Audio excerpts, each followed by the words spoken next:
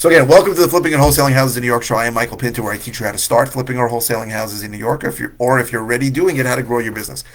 Got a question today of how to estimate closing costs. Now, it's funny. I had 17 years in the mortgage industry, and when you're in the mortgage industry, you got to estimate closing costs on refinances and purchases all the time, right? It's very important. People need to know that, right? If they're going to refinance a loan, even if they're saving money monthly, if the closing costs are exorbitant, they may or may not want it. So it's something I used to be able to do in a second. And on a purchase, it's the same thing. They need to know how much money they need. So if you can give them, let's say, 80% of the purchase price, and they only have exactly 20% of the purchase price to put down, and then you have to tell them how much the closing costs are because they may not be able to afford the property. Now, when I buy a property or when I sell a property, I do estimates of closing costs all the time. But it's not so simple. So let's first start with estimates of closing costs when you purchase something. My general estimate, if it's usually in my buy box of, let's say, between $300,000 and $500,000, I usually estimate it's $10,000 in closing costs. That's just a round number that I've noticed is an average. Now, let's do a somewhat detailed breakdown so you understand where that comes from. So the first thing you're going to have is legal fee, right? And that is something that's negotiated between you and your attorney. Right? On a purchase, you're almost always going to be represented by, pretty much on a purchase or a sale, you're going to be represented by an attorney. So in my case, let's say it's $2,000, and the next thing you're going to have is, well, it really depends, and this is a big question, is whether you're getting a loan or not. Because if you are getting a loan, there are a lot more closing costs involved with the loan. But let's say I'm not getting a loan, so I'm going to have $2,000 in closing costs for a legal fee. And then I'm going to have title charges. So title charges are significant. You have to pay for title insurance. And I usually figure around $3,000 for title charges, including all the searches. So that takes you to $5,000. Then any of the taxes that might be due within 90 days, you're going to have to pay at the closing. Now, sometimes that could be huge, right? I bought a property in Suffolk County, in Smithtown. I had to pay, I think, $14,000 in taxes at the closing. So my $10,000 number was blown up. But in Nassau, where usually there's 2 or 3 taxes, there's school taxes, there's town taxes, and then sometimes village taxes. Usually only 1 or 2 of those are going to have to be due. And even if I'd say the average property I buy probably is $12,000 or $13,000 a year in taxes, if I have to just cover it in the next one, it's going to be a few $1,000s more. What else am I going to have?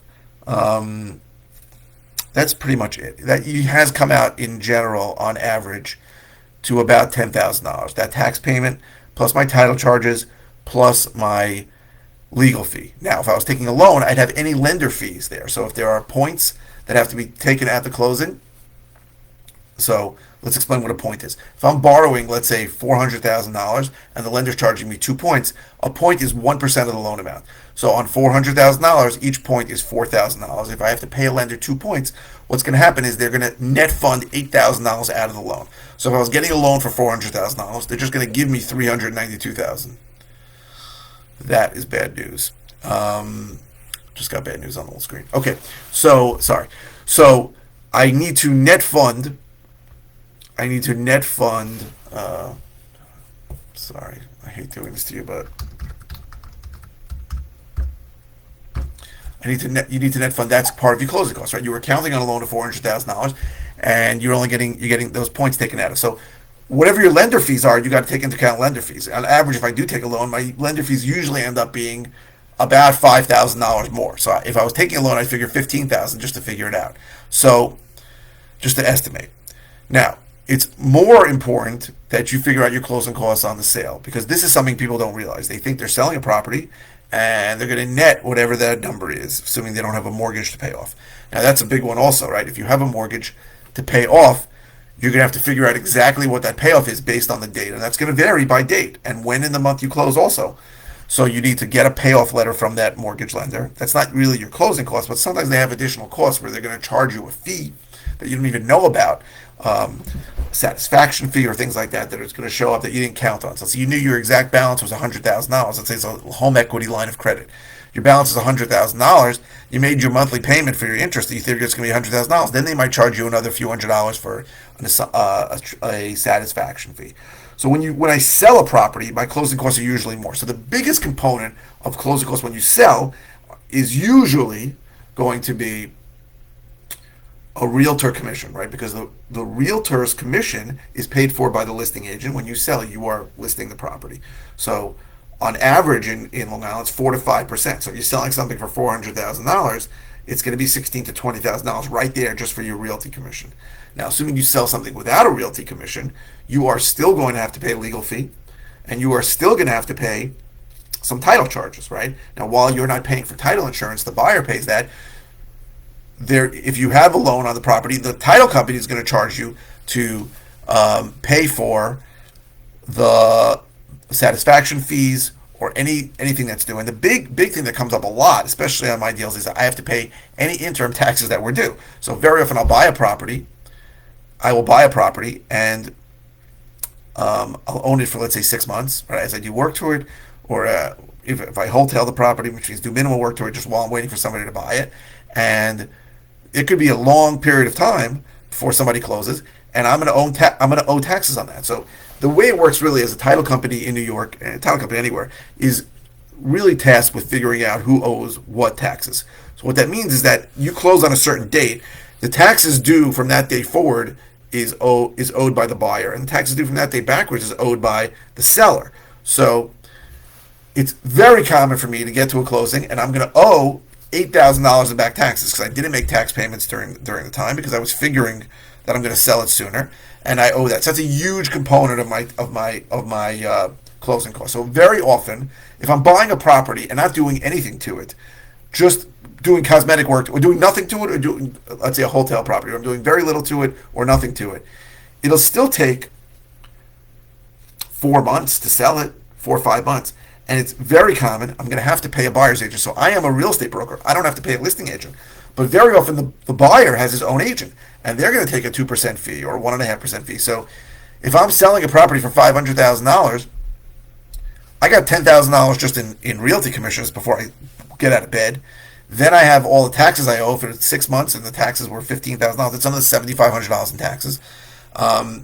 So it's very common for me when I sell a property to pay over $20,000 in closing costs, which is why, and I know for people in other states is mind-boggling, which is why even if I'm wholesaling a property, so I'm buying it for X and then I'm selling it for more, I usually need a big spread between what I buy it for and what I sell it for, because it's very common for me to have over $50,000 to $60,000 in costs just to buy it and sell it.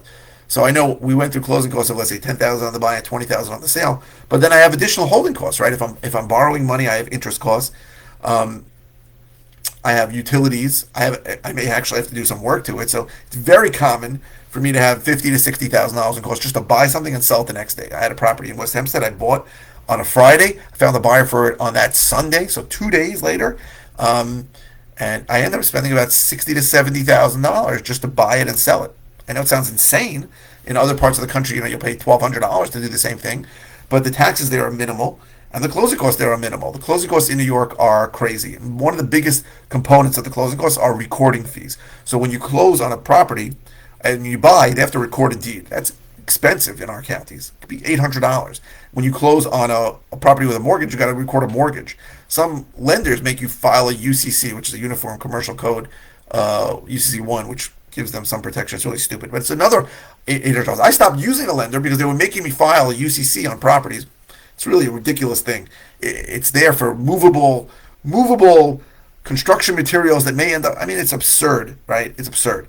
But I had to pay $800 when I bought it, and $800 when I sold it for a UCC3, which is a termination. And I said, this is ridiculous. I'm paying exorbitant fees for something that's not even important. So I stopped using that lender, and I think that it's important to understand how expensive it is to do business here, and why on many properties I don't double close. I assign, so I don't close at all, because it saves me so much money in closing costs. So I hope this was helpful to you. If you're interested in all the ways I can help you, go to howtoflipnewyork.com. If you are interested in a course I have that teaches how to do what I do, go to howtoflipnewyorkcourse.com. If you are interested in finding out more about one-on-one coaching I offer, go to coaching.howtoflipnewyork.com. If you're watching on YouTube, please subscribe. If you're watching on any channel, please click the thumbs up. The likes really help me. And please keep the comments coming. I post 5 times a week. I don't always know what to say. So Keep the comments coming. It doesn't even have to be about the video you're watching. If it's simple, if it's a simple question on a simple answer, I'll just reply with an answer. If it's something I've covered before in depth, I will send you links to the videos. And if it's something new, I'll do a new video on it. So thank you very, very much for watching. I really, really appreciate it.